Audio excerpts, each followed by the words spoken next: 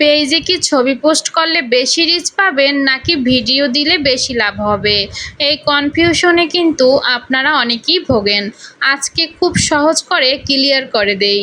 আপনি যখন ফেসবুকে একটা ছবি পোস্ট করেন তখন সেটাতে লাইক কমেন্ট খুব দ্রুত চলে আসে এবং অনেক মানুষের কাছে পৌঁছে যায়।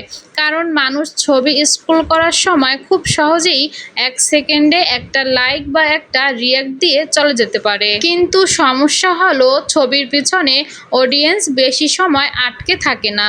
ফলে আপনার পেজে সাময়িক লাইক কমেন্ট বাড়লেও লং টার্মে কোনো লাভ হয় না। পক্ষান্তরে আপনি যখন একটা ভিডিও পোস্ট করবেন তখন শুরুতে হয়তো ভিডিওতে রিচ হতে একটু সময় বেশি নিতে পারে, কিন্তু একবার যদি দর্শক আপনার ভিডিওতে এসে আটকে যায় এবং ওয়াচ টাইম বাড়া শুরু করে, তখন ফেসবুক অ্যালগরিদম নিজেই আপনার ভিডিওটাকে সবার হোম পেজে ছড়িয়ে দেয়।